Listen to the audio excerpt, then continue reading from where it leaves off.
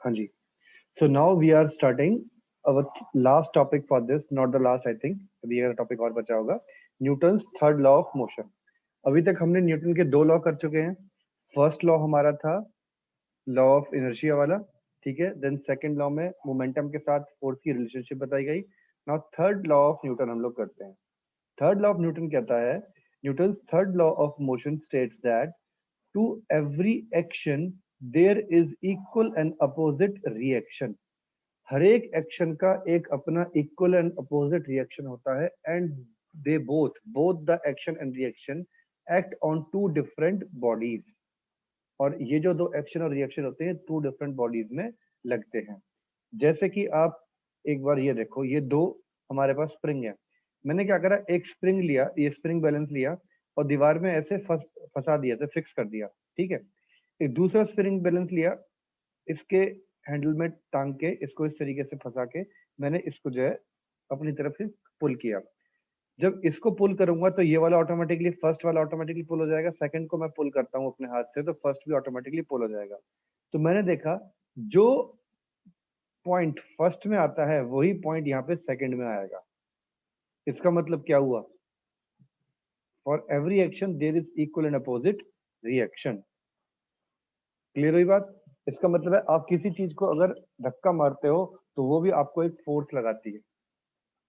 Example देखिए, take two spring balances A and B connected together, fix the spring balance B in a rigid support. यही वाला जो हमने किया था, यही इसने ऐसे लिखा हुआ है यहाँ पे. When a force is applied by pulling free end of the spring balance A, both the spring balances show the same reading. दोनों के दोनों स्प्रिंग बैलेंस के अंदर सेम रीडिंग आती है. इसका मतलब ये है, the force exerted by the spring balance A on B is equal but opposite in the direction exerted by the spring balance B on A. ठीक है, दोनों एक दूसरे पे सेम अमाउंट का फोर्स लगाते हैं, पर उन दोनों के फोर्स की डायरेक्शन अलग अलग होती है. That is equal and opposite. That's why it is said to every action there is equal and opposite reaction. Okay, now example देखते हैं. While swimming a man pushes water backward with hands. The reaction offered by the water to man pushes him forward. अगर आप लोगों को swimming करनी आती है या कभी आपने देखा होगा नाव चलाते हैं तो चप्पू चलाते हैं, तो चप्पू चलाने से हम क्या करते हैं, पीछे की तरफ पानी को धकेलते हैं तो हम लोग आगे मूव कर जाते हैं. तो this is the example of third law of motion. That is while swimming a man pushes the water backward with hands and the reaction offered by the water to push him forward. और उस वजह से उस water के push से जो भी होता है वो मैन वो या वुमेन जो भी होगा स्विमर, वो आगे चला जाएगा. अब रिकॉइलिंग ऑफ गन, राइफल और पिस्टन. जैसे ही गन या राइफल या पिस्टन चलाते हैं तो हमें एक झटका महसूस होता है. वो झटका क्यों? नेटवर्क लो है आज. क्या चीज? सर विदुषी का नेटवर्क आज लो है सर, वो शायद क्लास ले.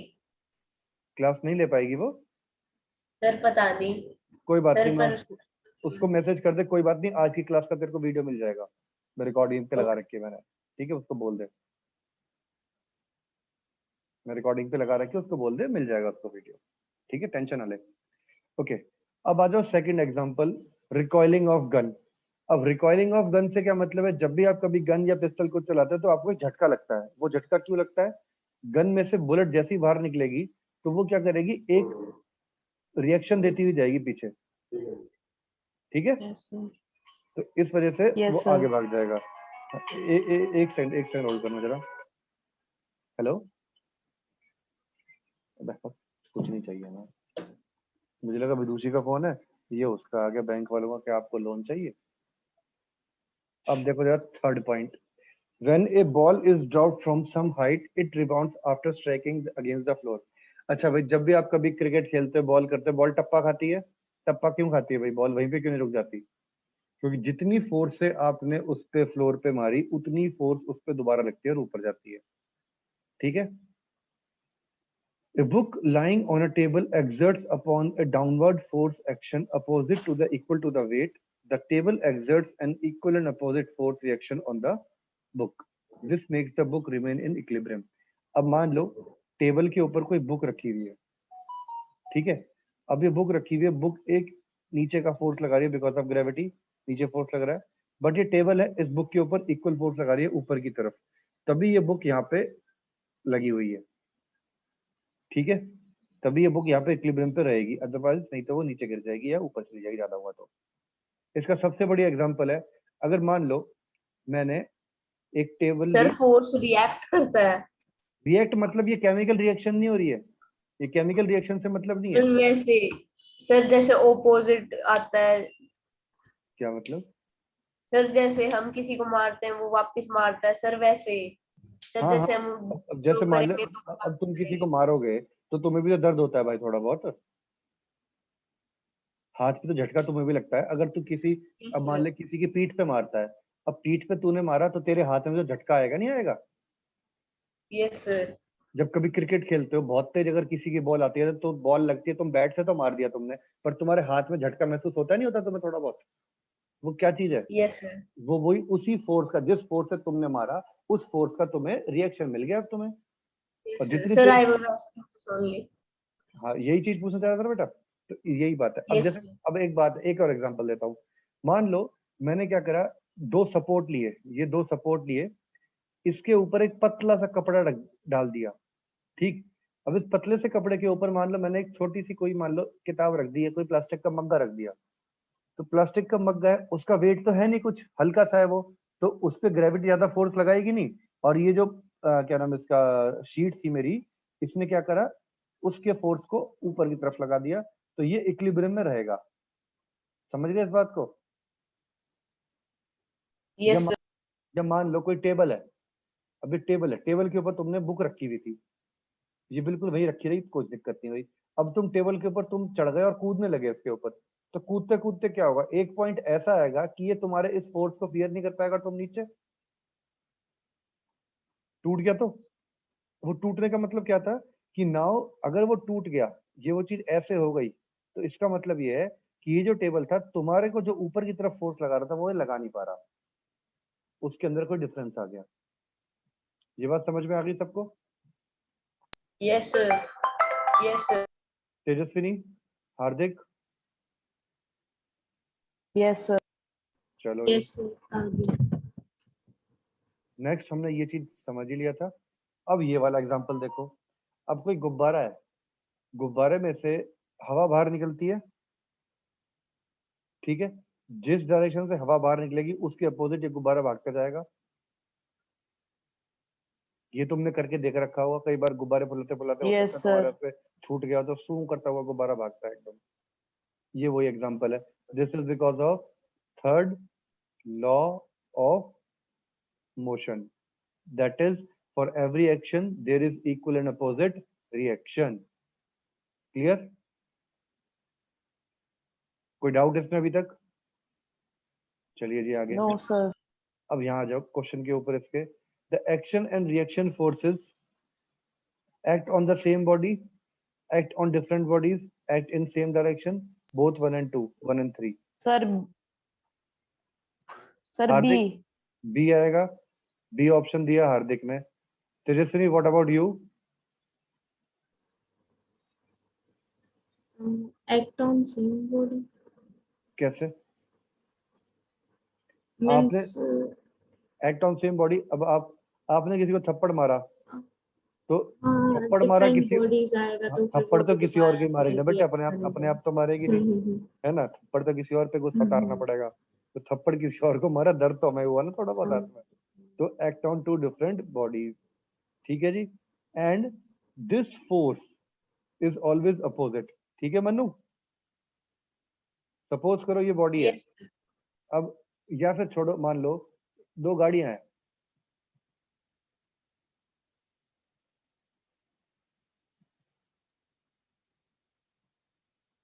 ये गाड़ी ए है, ये गाड़ी बी है, इन दोनों की टक्कर करवा दी मैंने, तो इस गाड़ी ने फोर्स लगाया ए बी पे, और जब टक्कर हुई तो ये गाड़ी जितना फोर्स लगा रही है उतना ये गाड़ी भी फोर्स लगाएगी, पर इस गाड़ी ने फोर्स लगाया इस डायरेक्शन में, ये जो बी गाड़ी है ये लगाएगी इधर की डायरेक्शन में, यानी फोर्स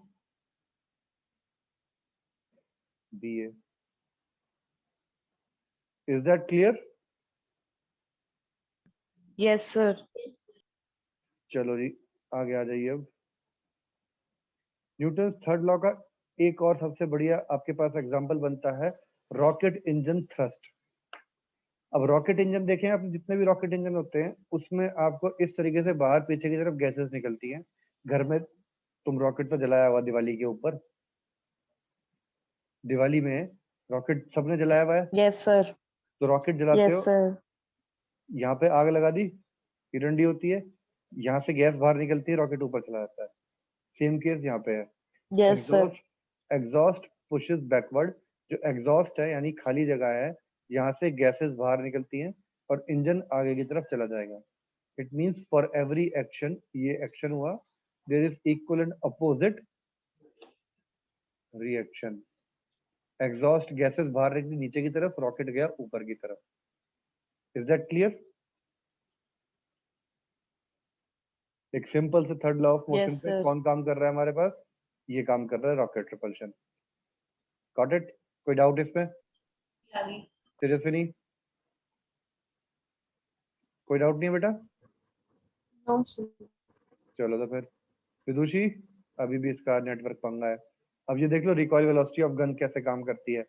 मान लो तुम्हारे पास में यहाँ पे, गुड इवनिंग सर। बधाई हो बेटा, गुड इवनिंग, कॉन्ग्रेचुलेशन, आपने फाइनली ज्वाइन कर लिया आज नेटवर्क से लड़ते हुए। चल, मैंने टेंशन न ले, रिकॉर्डिंग पूरी कर रखी है, सारी की सारी रिकॉर्डिंग मैं तुरंत डाल दूंगा आज, ठीक है? अब आ जाओ इधर, देखो जरा। ये मान लो मेरे पास बुलेट है, ठीक है, ये रेड कलर की बुलेट है, ये यहाँ है। अब जैसे ही मैंने ट्रिगर दबाया तो बुलेट निकल के यहाँ से बाहर निकलेगी।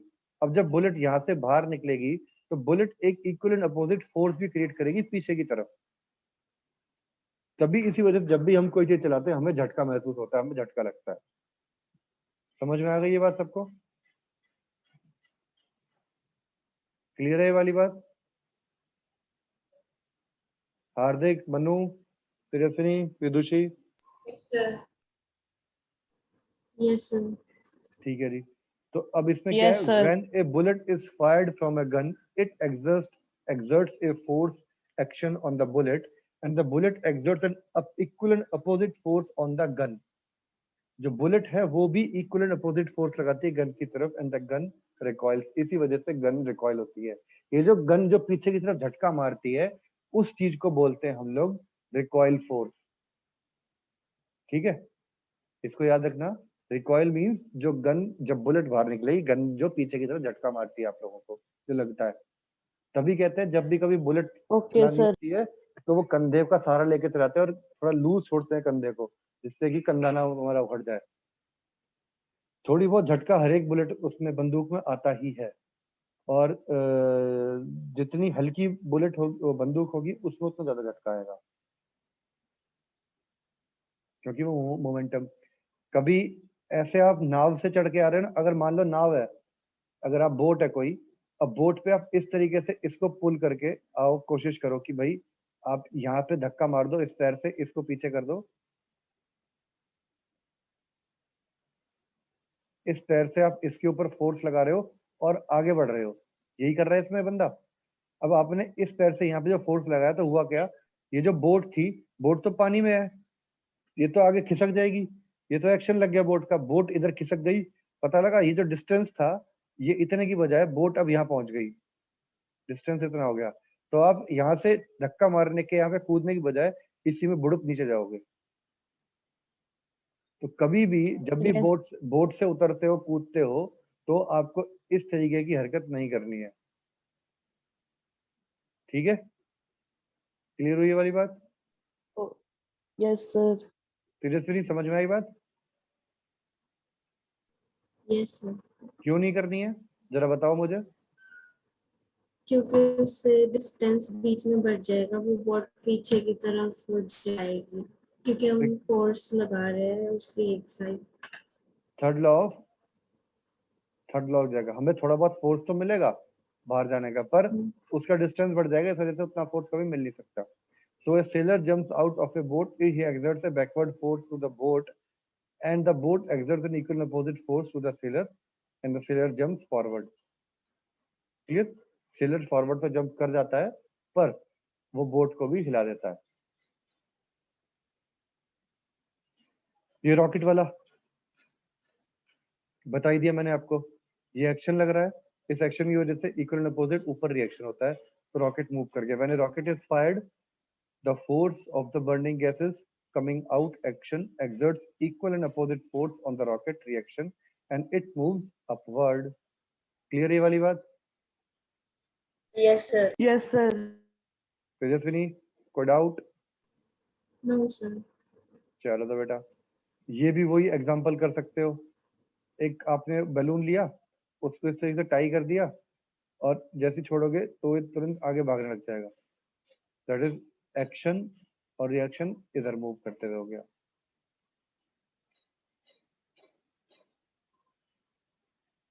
अब आ जाओ ये वाली बात, थोड़ा इंपॉर्टेंट है ये, law of conservation of momentum. ये थर्ड लॉ पे बेस्ड है, ये थोड़ा सा उसी का एक्सटेंशन मान के चल लो आप। Law of conservation of momentum ये कहता है according to the body the total momentum of a system or a body remain constant if no external force act on the system. बेटा लिख मत अभी, तेरे सुनी सुनती रह, अभी बाद में देखना।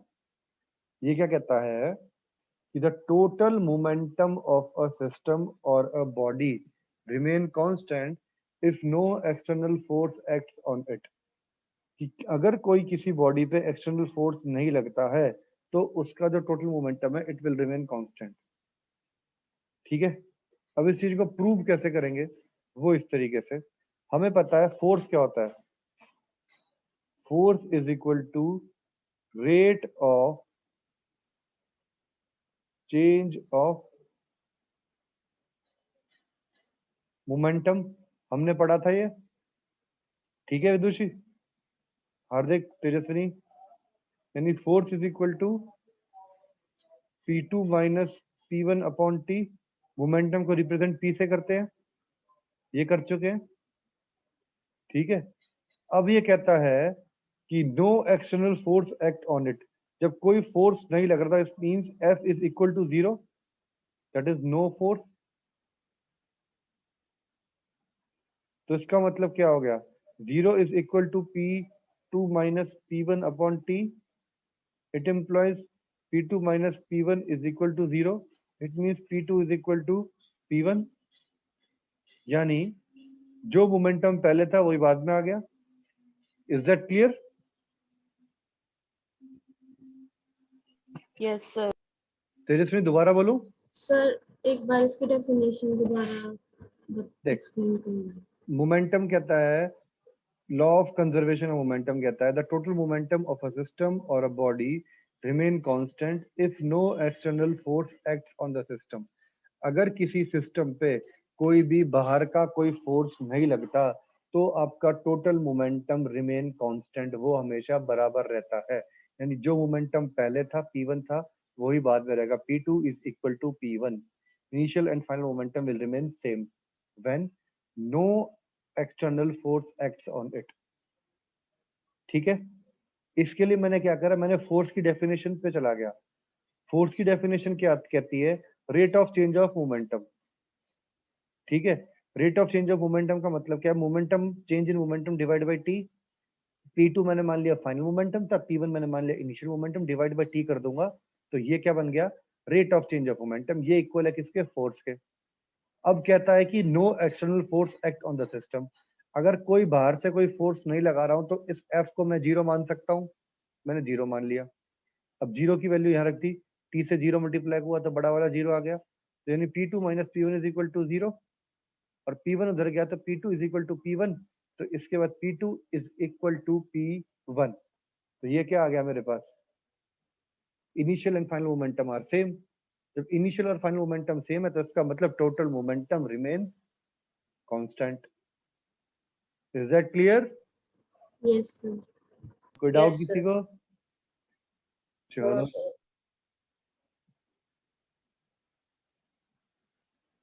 अब जरा ध्यान से देखो इसको।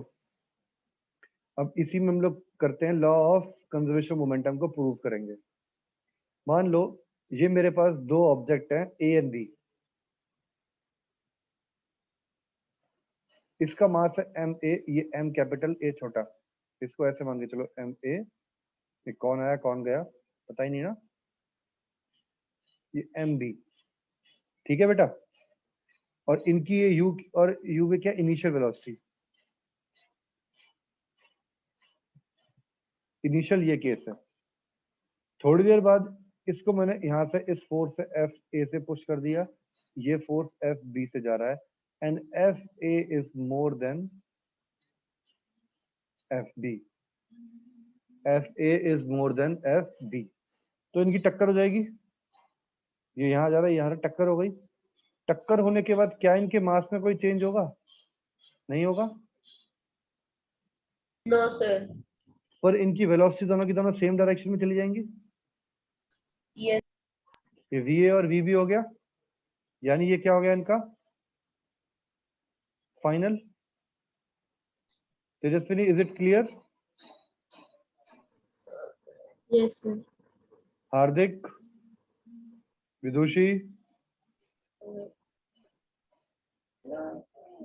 अब जरा कथा सुनो इसकी क्या कहता है। ये कहता है let two ball A and B of a mass MA and MB traveling in the same direction along a straight line at a different velocities UA and UB respectively। यही बात मैं अभी बोल चुका हूँ भाई। A और B मेरे पास दो बॉल हैं, एक का मास MA मान लिया, एक का मास MB मान लिया, दोनों की दोनों सेम डायरेक्शन में ट्रेवल कर रही हैं, उनकी इनिशियल वेलोसिटी UA और UB है, उन पे कोई एक्सटर्नल फोर्स नहीं लग रहा, तो let UA is greater than UB। और जो UA है पहले वाले की जो स्पीड है वो ज्यादा है किससे? दूसरे वाले से। तो इसका मतलब the two ball will collide with each other, दोनों दोनों आपस में टक्कर खा जाएंगी। Then this collision will last for time t, suppose करो बहुत छोटे से टाइम t सेकंड्स के लिए चलता है। Now the ball A exerts a force AB on ball B and the ball B exerts force BA on the ball A। ए ने जो फोर्स लगाया बी के ऊपर उसे मैंने बोल दिया फोर्स ए बी, और जो बी ने उसके अपोजिट में फोर्स लगाएगी उसे बोल दिया फोर्स बी ए। यहां तक सबको बात समझ में आ गई? और फाइनल वेलोसिटी को नाम दे दिया मैंने वी ए और वी बी। ठीक है। अब third law of motion, law of conservation of momentum क्या कहता है कि मोमेंटम विल रिमेन कांस्टेंट, और मोमेंटम का फॉर्मूला क्या होता है? m into v। ठीक है।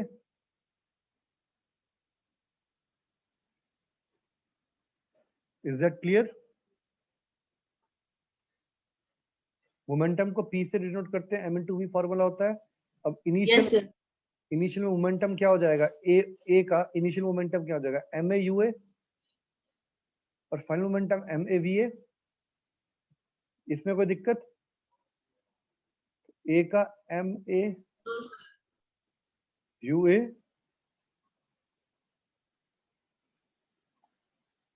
M B M A V A. ये वाली बात समझ में आई? ये कैसे हुई? ये इनिशियल मोमेंटम है और ये फाइनल मोमेंटम है after collision. Is it clear? Yes और no? Yes sir. Tejaswini, Hardik, Vidushi. Yes sir. अब इन सिमिलर मैनर जो बी होगी मेरी, उसका मास कितना था? M B, initially velocity U थी,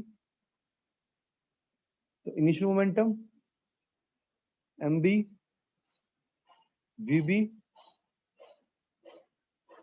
फाइनल मोमेंटम। ये लिख लिया हमने सारा। किसी को कोई डाउट है इसमें?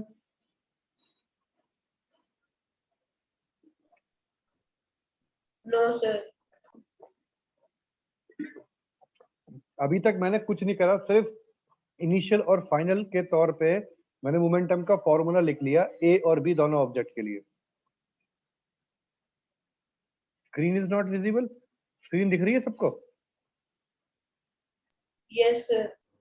तेजस्विनी आपको भी आ रही है ना? हार्दिक आ रही है आपको भी? यस सर, स्क्रीन तो आ रही है, पर सर आप एक बार इसको दोबारा समराइज कर सकते हो शॉर्ट में। ले बेटा, 1 मिनट ले ले, इसमें क्या दिक्कत है। तो ये देखो,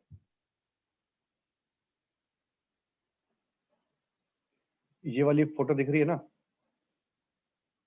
है, ये ऑब्जेक्ट थी, इसको भी मैं क्लियर कर देता हूँ, रुक जाओ 1 मिनट। देखो भाई, ये एम ए है, ये ए को ना नीचे बस मान लो, ये ए ऐसे लिखा हुआ है, इसके साथ नहीं है। ये ऑब्जेक्ट है ए, ये ऑब्जेक्ट है बी, ठीक है। इसकी initial velocity U A, U B इधर की तरफ जा रहे हैं, दोनों में हो गई टक्कर। अब इस ए ने फोर्स लगाया एफ ए बी, ये force exerted by A on B, A on B, अब B A पे फोर्स लगाएगी, that is B on A। ठीक है, क्लियर हो गई बात। अब टक्कर खाने के बाद उनका मास तो चेंज होने से मास तो सेम ही रहेगा, तो मास दोनों का MA और MB सेम है। अगेन ये ऐसे है, पर इनकी वेलोसिटी चेंज हो जाएगी। वेलोसिटी U से क्या हो गई, V बन गई। UA की वेलोसिटी VA बन गई, V की वेलोसिटी VB बन गई। ठीक, अब जरा यहाँ पे इनका मोमेंटम ऑफ ए बताना कितना है, MA UA, इसका मोमेंटम कितना होगा, MB UB। ठीक है, इसका मोमेंटम कोलिजन के बाद MA VA MA VB। ये समझ में आ गई बात तेजस्विनी? Yes sir. मन्नू और से ये क्या नाम है, हार्दिक, विदुषी, सबको समझ में आ गई ये वाली बात? यही बात यहाँ बताई थी। तो ये मेरे पास क्या है, इनिशियल फाइनल। और law of conservation of momentum क्या कहता है, initial momentum is equal to final momentum. ये क्या है, law of conservation of momentum. अब आ जाओ, therefore the rate of change of momentum of ball A is equal to MA VA minus CB। अगर मेरा जो मोमेंटम है वो जो चेंज हो रहा है, सपोज करो वो मोमेंटम चेंज हो गया, तो वो क्या चेंज हो रहा है, MA VA minus UA by T हो जाएगा। ये बात समझ में आ गई ना, कैसे हुआ ये? Yes, sir. कैसे हुआ ये, MA VA minus MA UA, इसमें से M कॉमन ले लिया, MA कॉमन ले लिया, VA माइनस पे U divide by T, rate of change of momentum. Similarly B के लिए भी ये हो जाएगा, MB VB minus UB divide by T हो गया। ठीक है, अब थर्ड लॉ ऑफ मोशन क्या कहता था, FAB, ये A बॉल थी, ये B बॉल, A बॉल ने लगाया FAB और B बॉल ने लगाया FBA, तो FAB is equal and opposite to FBA, तो यानी माइनस आ जाएगा यहाँ पे, दोनों के इक्वल हो गया। ये स्टेटमेंट समझ में आ गई भाई? Yes, sir. ठीक है, और ये फोर्स ए बी कितना होगा, rate of change of momentum. अब रेट ऑफ मोमेंटम कितना है, ए का चेंज ये है और बी का ये है चेंज,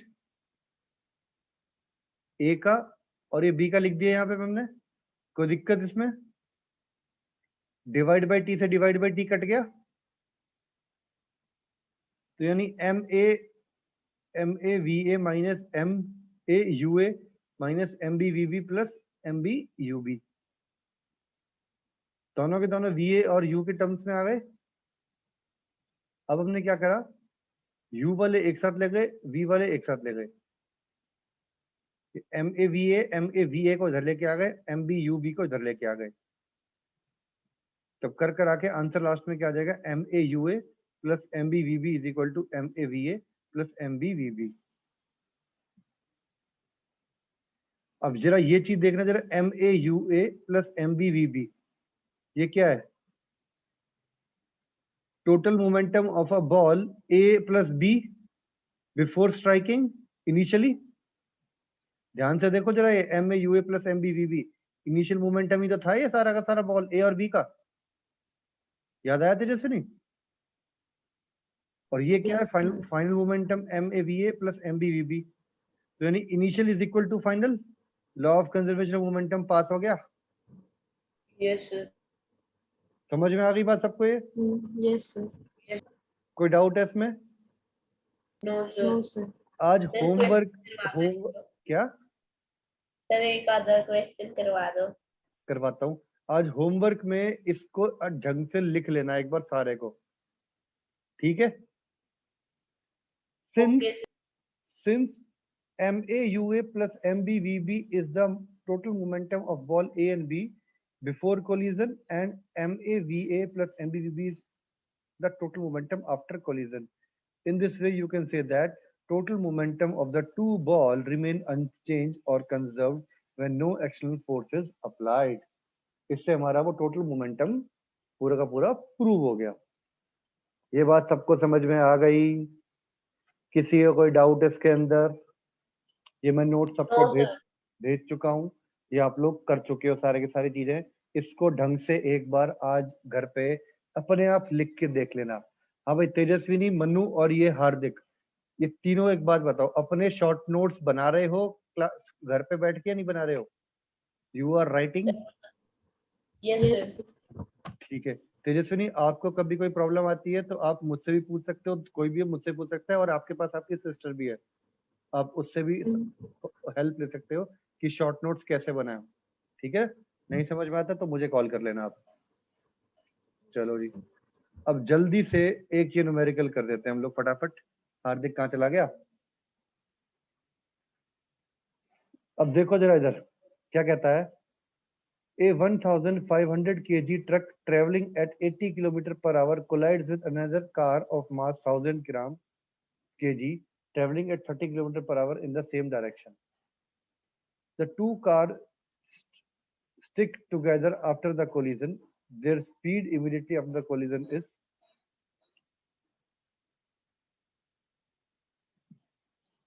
एक ये ट्रक जा रहा था, ये कार जा रही थी, ये 80 किलोमीटर पे जा रहा है और ये 30 किलोमीटर पे। Truck at 80 kilometre per hour, 30 kilometre per hour. अब इस सर ट्रक ने 60 इसको, किलोमीटर आंसर है। देखते हैं अभी। 80 किलोमीटर पर आवर था, 30 किलोमीटर पर आवर, इसने इस पर स्ट्राइक कर दिया। ठीक है? इन द सेम डायरेक्शन, दोनों एक डायरेक्शन में चले गए। The car and the truck stick together. बाद में क्या हुआ? आफ्टर कोलिजन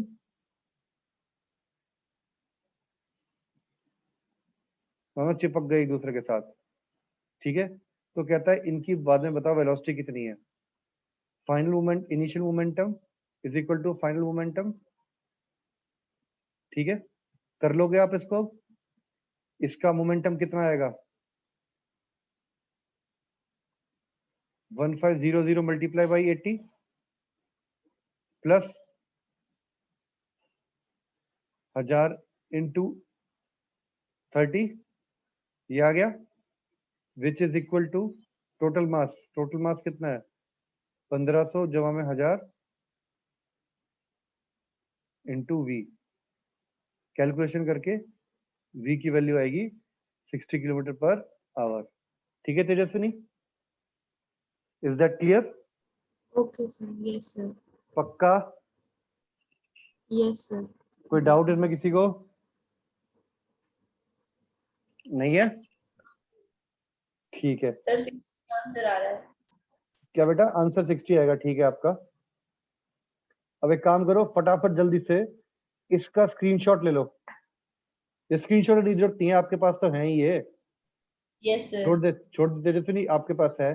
जल्दी से मुझे इनके आंसर करके देखना है, सारे न्यूमेरिकल जो बचे हुए ना आगे के मोमेंटम से पहले पहले वाले, ये सारे न्यूमेरिकल, चारों न्यूमेरिकल करो। कल हम इनको डिस्कस करते हैं। सर कहाँ तक के? सारे जितने बच गए लास्ट के 4-5 पेज के जो न्यूमेरिकल है ना, वो वाले पीडीएफ मैंने दी हुई है, उसके अंदर करके देखना। नहीं समझ में आते तो मुझे बताओ।